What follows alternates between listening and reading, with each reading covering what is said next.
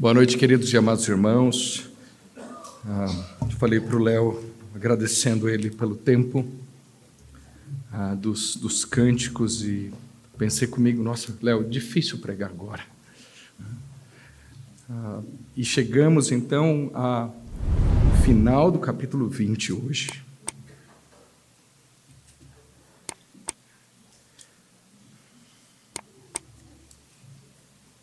Final do capítulo 20, meus amados irmãos, um momento emocionante no nosso texto, já o ápice do Evangelho. A gente está chegando no cume hoje. Não é à toa que nós estamos aqui hoje. Deus trouxe você com esse motivo. Minha oração essa semana, para todos aqueles que iriam ouvir esse sermão. Esse é um sermão de apelo. Agora, Deus está apelando, vamos assim dizer. Ele está chamando você. E nós temos um grupo tão grande aqui hoje.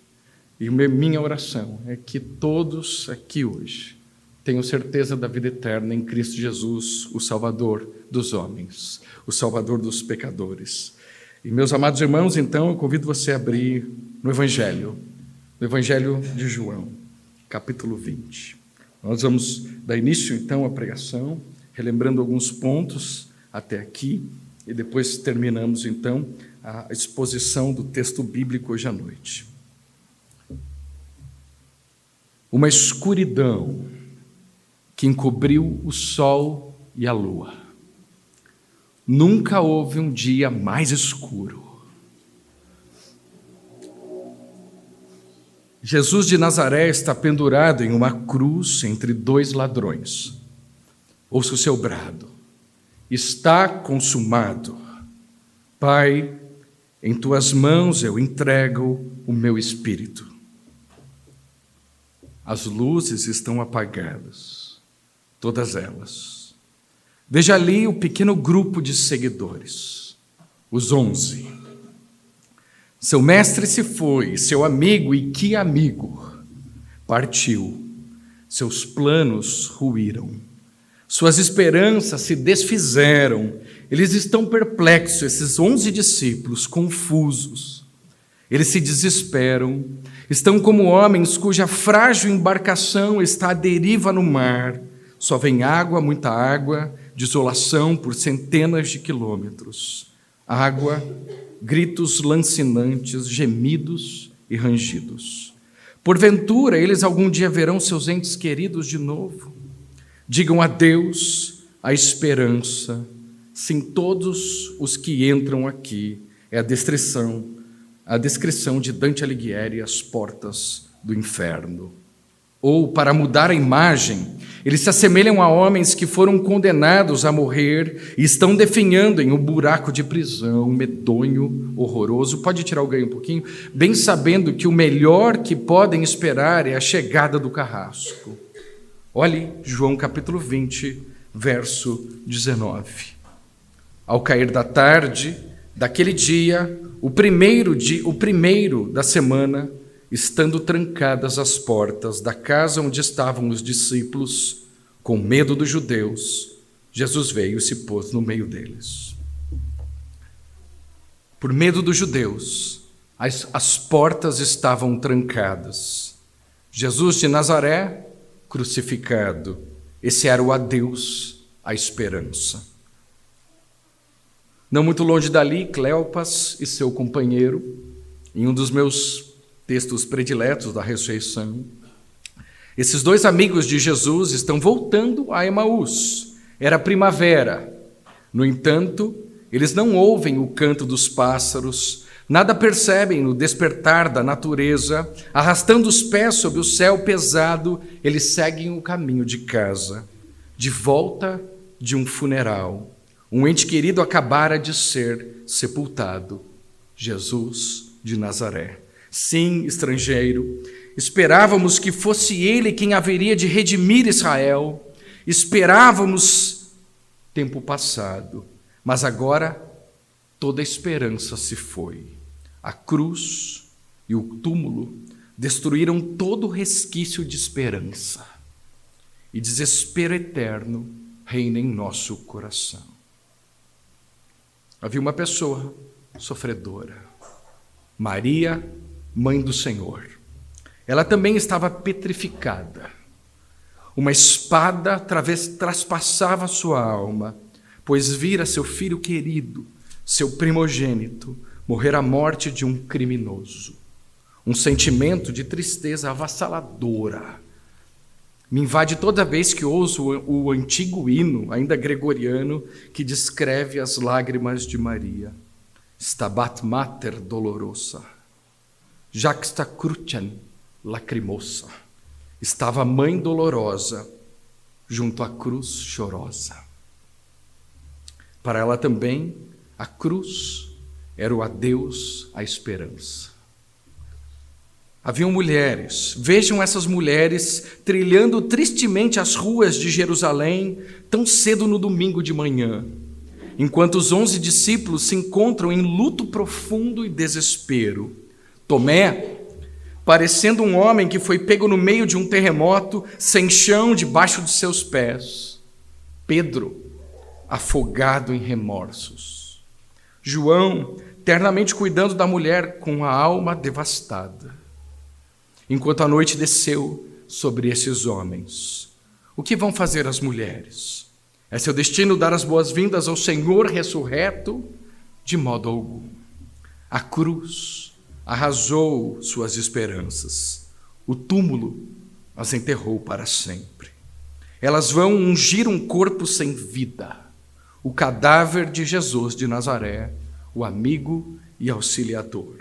Jamais houve um grupo de homens e mulheres mais abatidos, desapontados, esmagados. Talvez sua experiência seja mais bem descrita no conhecido poema Agora ele jaz morto, longe daqui está, numa cidade síria enlutada, e acima de sua tumba com olhos brilhantes, as estrelas sírias espiam. Quando o mestre morreu, os discípulos também morreram com ele. Suas esperanças, aspirações, afeições mais profundas, esperanças mais acalentadas foram enterradas com o Senhor. Para que algum dia a esperança fosse revivida em seu coração, suas almas teriam de ser resgatadas dos grilhões da morte. Teria de haver um novo começo. E isso, pelas leis da lógica humana, era impossível. Até que Maria encontra Jesus. E esse é o nosso texto. João capítulo 20, versículo 10. Vamos ler os primeiros versículos. E os discípulos voltaram outra vez para casa. Maria, no entanto, permanecia junto à entrada do túmulo chorando. Enquanto chorava, abaixou-se e olhou para dentro do túmulo. Ela viu 2 anjos vestidos de... Pode tirar para mim o ganho, por favor? Ela viu 2 anjos vestidos de branco, sentados onde o corpo de Jesus tinha sido colocado, um à cabeceira e outro aos pés. Então eles perguntaram: mulher, por que você está chorando? Ela respondeu: porque levaram meu Senhor e eu não sei onde o puseram.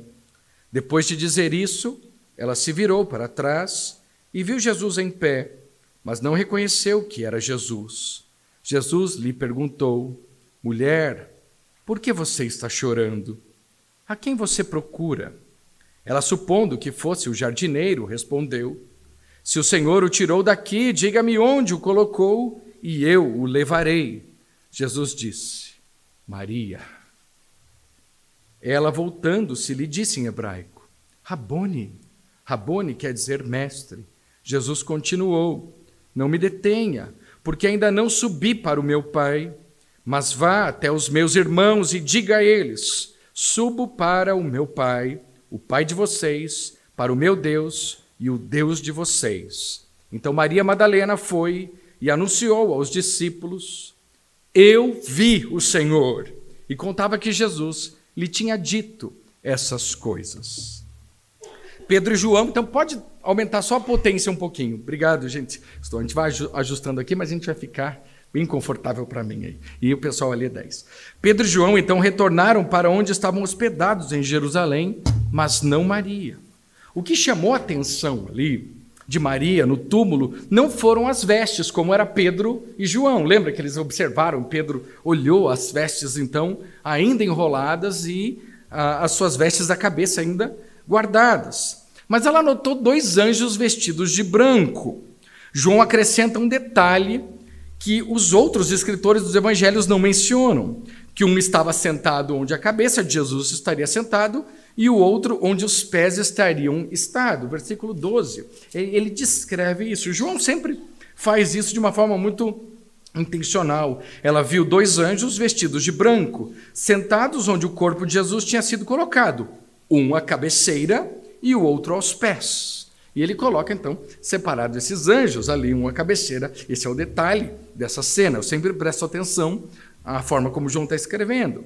Isso pode ser apenas um detalhe histórico, como a gente viu, para descrever a cena verídica. Mas conhecemos João o suficiente até agora para estar cientes de que incluir tais detalhes pode ter algo muito legal. O que isso poderia significar? Né? O que isso poderia dizer? Né? Não dá para saber ao certo. Né? Você vai ter que perguntar para João, tá? E isso vai ser possível, já vou adiantar aqui. Mas o que os seus leitores judeus teriam associado, especialmente na visão que eu vou chamar sacerdotal de João, associado com os 2 anjos a cerca de 5 a 6 pés de distância um do outro, imagine a tradicional laje de pedra plana na qual o corpo de Jesus teria sido colocado no túmulo. Talvez aqui seria uma imagem do quê? Da Arca da Aliança, tá? Não estou dizendo que é isso, senhores, mas a ideia é muito próxima, né? A caixa coberta de ouro que simbolizava o lugar onde Deus se encontrava com o seu povo e lidava com os seus pecados. Era naquele lugar o propiciatório que era derramado o sangue do cordeiro, bem no meio dessas asas que ficavam ali. Isso mesmo, você tinha ali, e no meio era o lugar onde representava a presença de Deus, onde era derramado o sangue do cordeiro morto. Agora 2 anjos estavam ali, naquela tampa. E é interessante isso, eu não sei. Maria encontra Jesus, é isso que é o foco aqui. Este móvel, ainda falando um pouquinho desse Santo dos Santos, desta arca, conhecido como Arca da Aliança, atrás de cortinas grossas, com 2 anjos posicionados em cada extremidade, ofuscando o que era conhecido como o propiciatório, onde o sumo sacerdote apresentava o sacrifício anual do sangue pelos pecados do povo. Agora, é bastante possível que isso prenda, que os leitores informados, e eles façam alguma conexão. Mas, no final das contas, podemos pensar, o que esse evangelho traz para nós, ele quer que entendamos que a morte e ressurreição de Jesus constituíram o sacrifício final e definitivo pelo pecado, pelo qual qualquer um de nós pode entrar na presença de Deus como pecadores perdoados. É o que Jesus faz. A sua morte e ressurreição, ele torna possível o acesso a Deus, o perdão dos pecados. E aí os anjos perguntam a Maria, por que você está chorando? Pergunta legal, né? Você está ali, né? Os anjos veem isso, e ela respondeu, ainda pensando na sua ideia, levaram o meu Senhor, e eu não sei onde o colocaram. João então nos diz imediatamente, nisso ela se virou e viu Jesus de pé, mas não percebera que era Jesus. Não sabemos porque ela não o reconheceu. Talvez ela ainda tinha imagem de um Jesus desfigurado. O Jesus de Isaías, capítulo 53, o mais desprezado dos homens, e que sabia o que era padecer. Jesus agora está em um corpo glorificado, e vocês vão ver isso um pouquinho para frente. Ela não percebeu quem era Jesus, até que ouviu a sua voz. Mas seja qual for o motivo, ela pensava que era quem? O jardineiro local, e perguntou se ele sabia onde o corpo havia sido levado. Sua pergunta parece óbvia o suficiente no contexto, mas ao ouvi-la, sabendo quem estava perguntando, podemos detectar um significado adicional aqui. Mulher, por que você está chorando? Quem você está procurando? E foi exatamente no versículo 16, quando Jesus disse Maria. Foi nesse momento que, quando Jesus chamou o seu nome, que houve aquele choque de reconhecimento. Em um instante ela percebeu quem ele era. Ela se virou para ele e gritou em aramaico, Rabone, e aí ele traduzido aqui, que significa mestre. Parece que Maria provavelmente havia caído de joelhos na forma tradicional judaica de cumprimentar alguém especial. Estava se agarrando aos pés ou pernas de Jesus. Aqueles que pertencem a Jesus, ele o conhece. É tremendo isso, porque nós vivemos em um mundo tão grande, tão imenso, onde as pessoas simplesmente passam desapercebidas. Mas Jesus ali, nos seus primeiros momentos que ele diz, Maria. E é interessante isso, aquele que nos conhece, aquele que conhece todo o nosso ser, aquele que conhece todo o nosso pecado, cada um deles, aquele que morreu pelos pecados. E esse é aquele que nos chama pelo nome. Maria. É tremendo isso, porque ele faz isso. Houve aquele dia que eu ouvi o chamado de Deus, Ari, alguém que me conhecia, alguém que morreu por mim. E, meus amados, isso é tão tremendo, uma palavra tão curtinha, Maria, mas que tem um significado imenso. Esse Jesus havia morrido por ela. Esse Jesus havia dado todo o seu sangue por ela. Esta é a salvação. Ela o reconhece. Ela imediatamente o reconhece, porque as ovelhas reconhecem a voz do pastor. E isso é tremendo. Eu estava estudando um tempo atrás sobre a maior igreja do mundo. Sabe onde ficam? A maior igreja do mundo? É da Coreia, né? Mas tem uma que estava competindo com ela, que era na Índia. Né? E as pessoas perguntavam assim, perguntaram para o pastor daquela igreja, que era um pastor leigo, inclusive, não tinha nada demais, né? E o que essa igreja fazia? Uma igreja lotada, mas pensa numa igreja grande, né? Era muito cheio. A gente fazia o seguinte, o pastor falou, tem uma coisa que nós fazemos aqui, e que as pessoas gostam muito. Sempre perguntam para pastores de igrejas grandes, né? O que eles fazem. Eu não sei porquê. Mas tem essa pergunta. Ele falou, no dia do aniversário das pessoas, nós mandamos um bolo para elas. A igreja tinha tipo 50 mil, um negócio grande. Nós mandamos um bolo via motoboy. Então, imagina essa lista, querem, né? Então, mande um bolo de fubá lá pro Edilson. E ele estava lá. Mas isso é tremendo, porque as pessoas na Índia são bilhões de pessoas lá.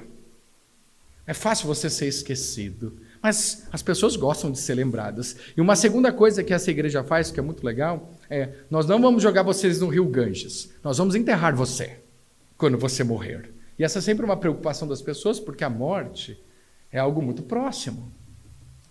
E nós não se preocupe, porque se você não tiver onde ser enterrado, nós vamos enterrar você. É as duas únicas coisas que essa igreja faz, essa igreja muito cheia. No final das contas, a gente gosta de ser alguém. Nós queremos ser reconhecidos. Nós queremos ser lembrados. Só que é muito frustrante se nós quisermos ser lembrados simplesmente pelo mundo. Porque o mundo esquece. E ele esquece muito rápido. Mas existe aquele que não esquece jamais de nós. E esse é Jesus Cristo. Aquele que nos conhece. Aquele que morreu por nós. Jesus então diz, Maria, tão pequenininho, mas tão importante, ela o reconhece. E a gente entende essa comoção, ela cai diante dos pés de Jesus, o Salvador dela, ela abraça os pés de Jesus. Ela pensou que o havia perdido para a morte, mas agora ele estava ali. Ela não queria deixá-lo ir. Mas Jesus imediatamente a comissionou e disse, vá contar aos discípulos sobre a sua ressurreição. E aí esse texto começa a tomar corpo. Agora Maria, então, havia se tornado, então, a primeira, então, vamos assim dizer, porta-voz. Ou ela já havia falado, mas agora é uma bênção em dobro, né? E ela vai, então, até os discípulos. A partir do verso 19, então, ele vem descrevendo isso. Ao cair da tarde daquele dia, o primeiro da semana, estavam trancadas as portas da casa, onde estavam os discípulos com medo dos judeus.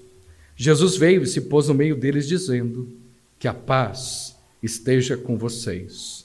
E dizendo isso, lhes mostrou as mãos e o lado. Então os discípulos se alegraram ao ver o Senhor. E Jesus lhes disse outra vez: que a paz esteja com vocês. Assim como o Pai me enviou, eu também envio vocês. E havendo dito isso, soprou sobre eles e disse-lhes: recebam o Espírito Santo. Se de alguns vocês perdoarem os pecados, são-lhe perdoados. Mas se os retiverem, serão retidos. João, então, nesse trechinho, registra como mais tarde, naquela noite, os discípulos estavam reunidos. Eles ouviram o testemunho de Maria Madalena. João e Pedro também confirmaram que algo inexplicável havia acontecido, mas está claro que a notícia ainda não havia sido completamente assimilada. As portas ainda estavam trancadas. Eles estavam com medo que as autoridades judaicas, tendo executado Jesus, completassem o trabalho matando-os também. Mas algo aconteceu que mudaria completamente suas vidas e lhes daria um futuro que nunca imaginariam. Jesus apareceu. Portas trancadas milagrosamente não eram um obstáculo para ele. Quando ele se colocou lá e mostrou-lhe a cicatriz em suas mãos e lado, provou realmente quem ele era, aquele que foi crucificado e que havia ressuscitado dos mortos. A partir de então, ouçam, as coisas nunca mais seriam as mesmas. Era o começo de algo novo. E ele usa então essa saudação por duas vezes, muito familiar: a paz esteja convosco. Como em todas as saudações, essa saudação precisa ser observada. Era como se ele quisesse que seus discípulos reconhecessem a diferença que sua presença trazia, essa saudação familiar. No capítulo 14, verso 27, ele traz alguma coisa assim: deixo com vocês a paz. A minha paz lhes dou. Não lhe dou a paz como o mundo a dá. Quero que o coração de vocês não fique angustiado nem com medo. Deus, então, já havia deixado isso, e agora eles podiam lembrar: eu sou aquele que traz a paz. Eu sou o único que pode trazer paz. E ele repete duas vezes. Eles estavam como? Tremendo de medo. As portas estavam trancadas. Era medo. E o medo paralisa. O medo faz a gente fazer tantas besteiras. E agora ele vem e ele traz a sua paz. Quando Jesus apareceu aos seus discípulos naquele primeiro domingo, não foi apenas para confortar seus corações e lhes trazer a paz. Esse era o primeiro passo, mas também para apresentar-lhes a agenda daqui para frente. Ele já tinha dado o spoiler com Maria, e agora então ele vem para trazer essa ideia, então comissioná-los, porque eles tinham, a partir da ressurreição de Jesus, trabalho a fazer. Versículo 21 e 22, foi o que ele disse aqui. Ele disse: e Jesus lhe disse outra vez: que a paz esteja com vocês, assim como o Pai me enviou, eu também envio vocês. Haveria trabalho. E nos versículos seguintes, então 22 e 23, eu vou chamar isso de o Pentecostes joanino. Vamos ver agora. Todos os pastores estão me olhando com um olhão assim, né? O Pentecostes joanino. E ele tem sido objeto de bastante controvérsia ao longo dos anos. Primeiramente, pelo que dizem sobre o Espírito Santo, e em segundo lugar, pelo que dizem a respeito do ministério apostólico. Dois problemas que isso tem gerado né, o Espírito Santo e o ministério apostólico. Aqui a gente precisa notar, então, o que seria esse versículo que diz: e havendo dito isso, soprou sobre eles e disse: recebam o Espírito Santo. Se de alguns vocês perdoarem os pecados, são-lhe perdoados, mas se os retiverem, são retidos. Uau! Então, ao mesmo tempo que Jesus, ele dá a sua paz, ele também aqui, ele traz uma noção muito importante de autoridade, que a gente vai ver isso no final de Mateus também. Mas a gente vai olhar, vale a pena notar, antes da gente tomar as nossas conclusões aqui, que o grego traduzido como soprou sobre eles, essa é a primeira coisa que eu estava olhando, não contém a verdade, a expressão eles ali. Soprou, né? Então, quando você exala, a ideia é que traz os sentidos, você exala, geralmente é sobre alguma coisa, a gente não faz isso no vácuo, tá? Então, o sentido, muitas vezes, da palavra soprar aqui é sobre algo ou sobre alguém, né? Quando você vai soprar, né? Geralmente você está fazendo isso, mas a ideia é soprou, né? Ele exalou ali, né? Ali. E a gente precisa anotar que no capítulo 14, versículo 26, Jesus disse que o Espírito Santo seria enviado por quem? Capítulo 14, verso 26, ele disse: mas o Consolador, o Espírito Santo, que o Pai enviará em meu nome, esse ensinará a vocês todas as coisas e fará com que se lembrem de tudo que eu lhes disse. Então, Jesus já havia ensinado que quem enviaria o Espírito Santo? O Pai. Então, esse é um ponto importante para a gente olhar dentro do ensinamento. No capítulo 16, Jesus lhes disse que a ascensão ocorreria antes da concessão do Espírito aos indivíduos. Capítulo 16, versículo 7, ele traz essa ideia também, dizendo o seguinte: mas eu lhes digo a verdade, é melhor para vocês que eu vá, porque se eu não for, o Consolador não virá para vocês. Mas se eu for, eu o enviarei a vocês. Então, a ascensão de Cristo deveria acontecer primeiro, né? Jesus os deixaria e o Consolador então viria. O comportamento subsequente também dos discípulos, quando a gente vai olhar o texto daqui para frente, então a gente olhou um pouquinho para trás, agora olhando um pouquinho para frente, o comportamento subsequente dos discípulos dificilmente sugere que eles haviam naquele momento a habitação do Espírito Santo, porque uma semana depois a porta ainda estava trancada, a gente vai olhar, e na Galileia eles brincavam com a ideia de voltar aos seus antigos empregos e à sua vida antiga. Parece, portanto, que esses versículos não são sobre a habitação do Espírito Santo, como a gente vai ver isso no Pentecostes, aí sim, na igreja, quando acontece isso lá em Atos. O contexto, então, e claro, eu não vou deixar vocês sem alguma ideia, mostra que quando Jesus disse recebam o Espírito Santo, estava relacionado mais ao seu futuro ministério do Evangelho, de declarar o Evangelho. Vocês perceberam que esse é o fluxo da passagem. Ele comissiona quem primeiro? Maria, vai e conta. Agora, no versículo 21, ele disse: assim como o Pai me enviou, eu também envio vocês. Então a ideia aqui é que essa autoridade não vem dos discípulos, vem do próprio Jesus.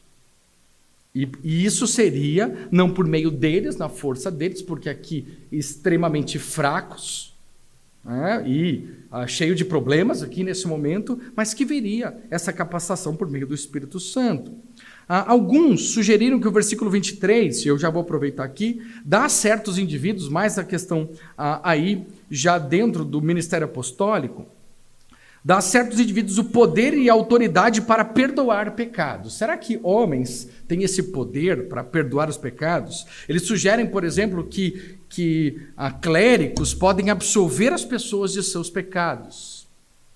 Mas quando entendemos o tempo verbal, e aí, esse é um outro ponto também, esse é um outro ponto importante, a gente vai ver o tempo verbal que está sendo dito no futuro. Antes de entrarmos nisso, eu termino assim, só essa explicação, eu sei que é um pouquinho chato, mas para que você não confunda que pessoas podem perdoar pecados, e eu preciso explicar isso, Outros vão dizer que esse sentido que foi dado aqui é um dom que seria dado a toda a igreja, mas que, no entanto, deve ser exercido pelos oficiais, pastores da igreja, somente por eles, junto com toda a igreja. Esse dom em particular indicado aqui é para o perdão ou para a retenção de pecados, que nesse contexto deve significar declarar que os pecados de alguém estão perdoados ou retidos. A igreja então tem o direito de, agindo por meio de seus oficiais, declarar que os pecados são perdoados ou retidos apenas quando ela age em harmonia com a palavra de Deus e do Espírito. Meus amados, não concordo com essa ideia. E eu, olhando para o contexto, duvido que Jesus, nesse momento, estava ensinando aos discípulos sobre disciplina na igreja eclesiástica ou sobre qualquer outra referência a resolução de conflitos e situações como Mateus 18 e outras dentro da igreja local. Não. Os apóstolos que estavam reunidos nessa sala, nesse glorioso dia de Páscoa, o que eles precisavam? Eles estavam tremendo de medo. Eles precisavam de quê? Conforto e segurança. Duas coisas que a gente gosta muito. E que Jesus, então, pode nos dar. Em si mesmo, eles eram fracos e pecadores. Esse era o sentimento dos discípulos. Nós somos fracos, pecadores. Isso tinha sido demonstrado repetidas vezes, também durante esses poucos últimos dias. Eles tinham brigado, tinha acontecido tanta coisa nesse período. E aí talvez a pergunta deles, e que pode ser às vezes a nossa também, será que eles ainda tinham direito de serem chamados seguidores de Jesus? Ou pior, apóstolos, enviados? Jesus estava enviando, mas será que eu sou digno de ser enviado? Um enviado ou um apóstolo? Escolhidos para levar sua mensagem aos filhos dos homens e para exercer autoridade no meio dos crentes. O Salvador, então, eu vejo aqui, ele dá essa palavra de encorajamento, porque sem autoridade o caos reinaria supremo. Então, Jesus novamente diz: a paz seja convosco, assim como o Pai me enviou, eu também vos envio. E ele começa então a chamá-los à responsabilidade. E com isso ele soprou e disse: recebam o Espírito Santo. Não é por vocês, não é na força de vocês, é pela minha graça que vocês vão fazer isso. E esta frase então relacionada ao poder prometido que eles conheceriam ao realizar seu trabalho do Evangelho. E é um poder tremendo, meus amados, o que o Espírito Santo nos com o que ele faz. Era uma frase, ao mesmo tempo, de conforto, assegurando-lhes que quando chegasse a hora de serem suas testemunhas, eles não estariam sozinhos. Um trabalho sobrenatural seria assistido pela agência sobrenatural do Espírito Santo. Não foi assim que ele terminou a grande comissão? E eis as últimas palavras: estou convosco todos os dias até a consumação. E como que ele começa dizendo: toda autoridade me foi dada no céu e na terra. Vão, façam discípulos de todas as nações. Aqui é um paralelo. Ele tá descrevendo essa relação de autoridade e como então eles sendo comissionados. E quando esse trabalho que eles iriam fazer? Aqui agora sim, trabalhando no texto, esse trabalho está no futuro perfeito passivo. Tem um curso agora que o pastor Antônio Neto está fazendo sobre grego, então ele vai explicar essas coisas para vocês lá, tá? Façam um curso lá. Futuro perfeito passivo é um tempo muito legal, o que significa que podemos traduzir essas palavras mais literalmente como: a quem perdoardes os pecados, já lhe terão sido perdoados. E a quem não perdoardes, já não lhes terão sido perdoados. Vou tentar traduzir aqui, foi difícil aqui, tá, gente? Em outras palavras, os discípulos não forneciam perdão, eles proclamavam perdão com base na mensagem do Evangelho. E é isso que nós fazemos como comissionados. Nós não podemos perdoar ninguém, mas nós proclamamos o perdão contido no Evangelho. E com base no que a Bíblia ensina, podemos dizer a qualquer um que esteja verdadeiramente confiando em Jesus como Senhor e Salvador: seus pecados estão perdoados. É bom isso. Isso é a igreja de Cristo. A pessoa fala: pastor, eu pecador, criei em Cristo. Qual é a nossa certeza, meus amados irmãos? Que temos os pecados perdoados. E para aqueles que estão rejeitando Cristo e confiando em algum outro meio, seja o que for, podemos dizer com toda a autoridade da palavra de Deus, seus pecados não estão perdoados. No que você está confiando para a salvação? E a igreja, então ela agora proclama essa verdade. Esta salvação baseada não em nós, mas baseada no Evangelho. Nós não proclamamos a nós mesmos. Nós não temos este poder. Este poder vem do Espírito Santo e nós a anunciamos. A mensagem de perdão do Evangelho. Esta confiança que só há em Cristo Jesus.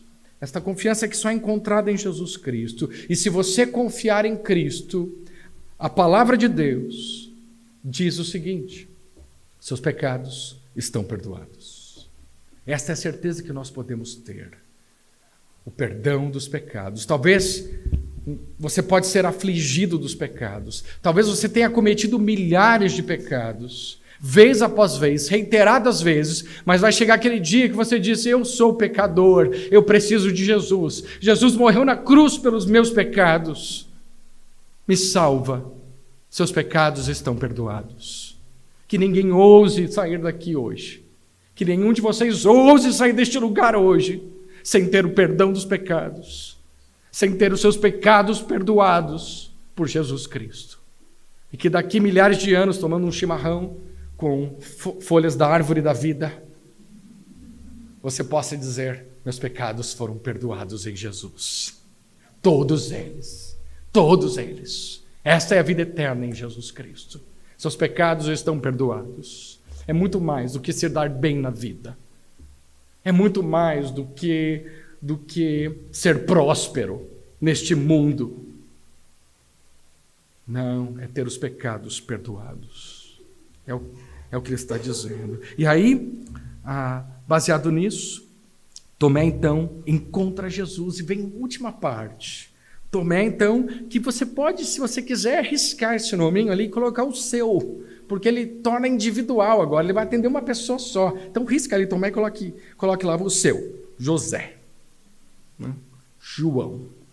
Então não tem problema. Não, isso depois, tá? Primeiro vamos estudar aqui Tomé. A história de Tomé, o incrédulo. Falei? Não falei que era você? Né? A história de Tomé, o incrédulo, como ele é chamado, todo mundo gosta de malhar muito Tomé, né?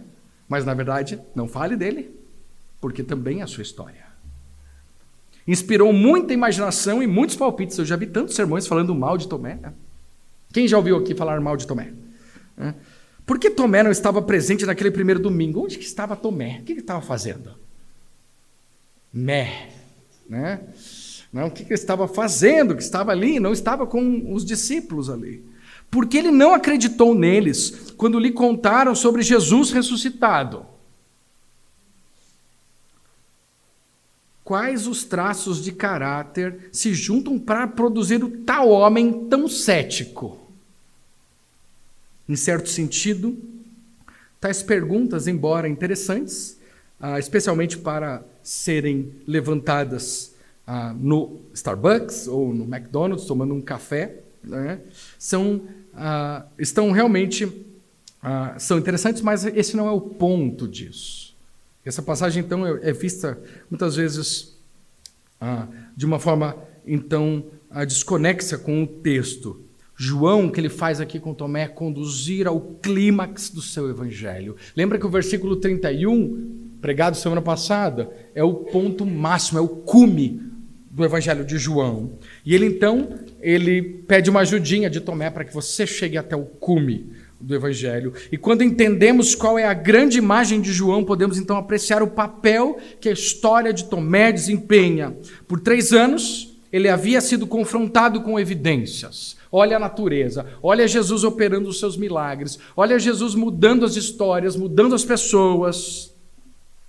Ele havia ouvido as palavras de Jesus, observado os milagres confirmatórios e testemunhado uma vida que era gloriosamente única. E agora, tendo visto a crucificação e ouvido os relatos da ressurreição de amigos confiáveis, e confiados, ele veio face a face com Cristo ressuscitado e foi desafiado com essas palavras. Versículo 27. E logo disse a Tomé: põe aqui o seu dedo e veja as minhas mãos. Estenda também a sua mão e ponha no meu lado. Não seja incrédulo, mas crente. São essas palavras aqui que estão, é o apelo do Evangelho de João. Não seja incrédulo, mas crente. Talvez você entrou aqui hoje incrédulo. Falou: olha, isso não é para mim. As palavras, então, de Jesus. É o próprio Cristo falando. Não seja incrédulo, pare de duvidar, creia. Não seja incrédulo, mas crente. Jesus, então, esse é o apelo do Evangelho. É nesse ponto que alcançamos o pico, o cume. E a reação de Tomé é exatamente a reação que João deseja de todos aqueles que leem o seu Evangelho. E ele diz assim: ao que Tomé lhe respondeu, versículo 28, Senhor meu e Deus meu. Senhor meu e Deus meu. Jesus não é o Salvador de todos. Jesus é meu Salvador. Senhor meu e Deus meu. Essa é a resposta. Tomé, pare de duvidar, creia. Eu morri pelos seus pecados. Eu estou aqui, ressurreto dos mortos. Eu ressuscitei dos mortos. Eu venci a morte. Olha aqui, olha as minhas mãos. Olha o meu lado. Creia, creia. O que ele diz? O mais incrédulo de todos os homens: Senhor meu e Deus meu. Eu espero que cada um de vocês consiga falar isso de todo o seu coração. Senhor meu e Deus meu. Amanhã a gente pode começar as orações do dia assim: meu Senhor, meu Deus. Senhor meu e Deus meu. De fato, João deixa isso absolutamente claro ao citar as palavras de Jesus dirigidas às pessoas que leem esse livro. E ele diz, Jesus lhe disse: você creu porque me viu? Bem-aventurados são os que não viram e creram. E aí ele está falando de quem agora? Você, eu espero que seja você. Eu, com certeza.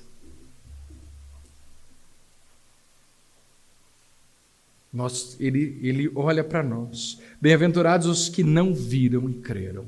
Hoje você ouviu a palavra de Deus. E a fé vem pelo ouvir. E o ouvir da palavra de Deus. Podemos não ter visto Ele com os nossos olhos físicos, mas com os olhos da fé olhamos para Cristo como nosso Salvador e Senhor. Você o encontrará. Maria o encontrou. Pode tirar o ganho para mim, por favor? Maria o encontrou e creu. Os discípulos o fizeram. Tomé creu. Você crê? Ou você creu? Porque é exatamente nesse ponto que aqui tudo muda. A cruz, o próprio instrumento de desespero, torna-se um objeto de glória. A ressurreição de Jesus Cristo dos mortos é a fonte da viva esperança. Ele está falando aqui não deste mundo tão curto, passageiro, ele está nos lembrando da vida eterna. Ouçam a mensagem de alegria exuberante, louvor e ações de graças. Ouçam-no dos lábios daquele que experimentou o mais profundo e negro desespero e remorso. É o apóstolo Pedro que diz: bendito o Deus e Pai de nosso Senhor Jesus Cristo, que segundo sua muita misericórdia nos regenerou para uma viva esperança, mediante a ressurreição de Jesus Cristo dentre os mortos. Isso aqui toma um ar, porque foi escrito pelo próprio apóstolo Pedro. É tremendo isso. Ele nos regenerou para uma viva esperança. Agora Pedro pode sorrir novamente. Todos nós podemos ser felizes de novo. Uma esperança viva e real, um desejo mais, a expectativa da glória de Cristo, de uma vida que não é em vão, de uma vida que não há de ser esquecida, uma esperança não baseada em lendas ou fantasias, ou falsas esperanças, ou falsas alegrias. Não, mas sobre uma inamovível rocha da ressurreição, do túmulo de Cristo. Os apóstolos proclamam a ressurreição, porque eles não podem fazer nada diferente disso. A prova é tão clara, ele vive. E a maior prova da ressurreição de Jesus é ele mesmo, é Jesus Cristo. Ele está vivo, ele vive. E podemos ter um relacionamento com ele. Não um relacionamento qualquer, mas um relacionamento profundo, de satisfação, de graça, de glória. E no meio talvez algum sofrimento. Afinal, nós somos seguidores dele. Natan me perguntou como que eu estava indo. É raro alguém fazer essa pergunta para o pastor, mas alguém me perguntou hoje. E eu falei, Natan, não tem nada do que reclamar, porque eu fui salvo pela graça. Jesus, por meio da sua graça, me salvou. E isso é tão suficiente para mim, que não me dá o direito de reclamar. Jesus está absolutamente vivo, ele vive, portanto a vida vale a pena. Essa é a conta. Ele vive, a vida vale a pena. Foi exatamente isso que me salvou. Sua morte, sua ressurreição. Assim, todas as coisas cooperam para o bem daqueles que amam a Deus. Portanto, nós também viveremos. E, consequentemente, a maldição que estava sobre o universo será removida e aguardamos um novo céu e uma nova terra, com chimarrão, feito da folha da árvore da vida. Não sei se vão deixar eu pegar algumas. Todas as trevas foram dispersas. A esperança vive novamente. Um feixe de luz desce dos céus velados. Um anjo poderoso e terrível chega. Sua aparência é de um relâmpago e as suas vestes brancas como a neve. E o anjo diz: não temam. Eu sei que vocês procuram Jesus, o crucificado. Ele não está aqui. Ele ressuscitou como lhes dissera. Ele ressuscitou e a esperança reviveu. Vamos orar. Querido Deus e nosso Pai, te louvamos, Senhor, por esta graça. Graça de Jesus, meu Senhor, meu Deus. Pai querido e amado, esta salvação não é por nós, não é por mim, é por meio do Teu Espírito Santo, aquele que convence-nos do pecado, da justiça e do juízo, aquele que nos ilumina, aquele que regenera. Ó Deus, e é baseado, ó Deus, neste poder, que é o poder da ressurreição, que nós conclamamos esta salvação. E oramos, ó Deus, para que todos aqui hoje, ó Deus, sejamos salvos por meio desta graça.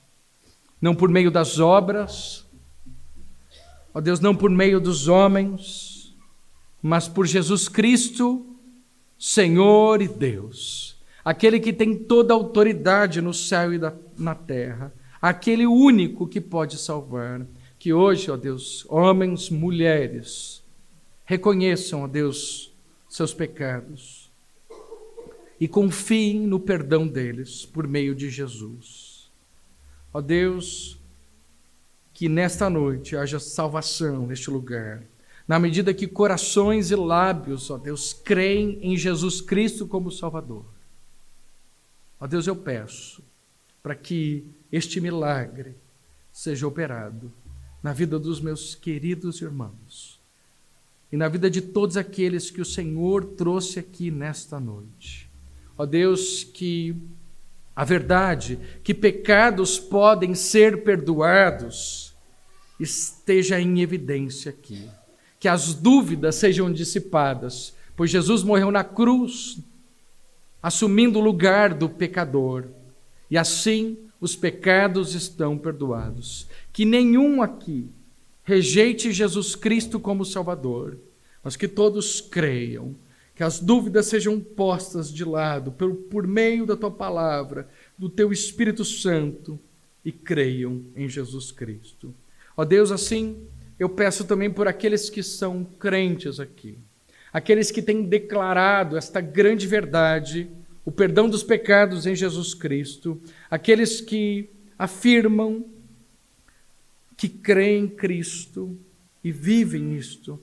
Ó Deus, nos comissiona para fazer a Tua vontade, para proclamar esta verdade que é o Evangelho de Jesus Cristo. Ó Deus, que saindo deste lugar hoje, a proclamação da graça e do Evangelho seja nossa prioridade.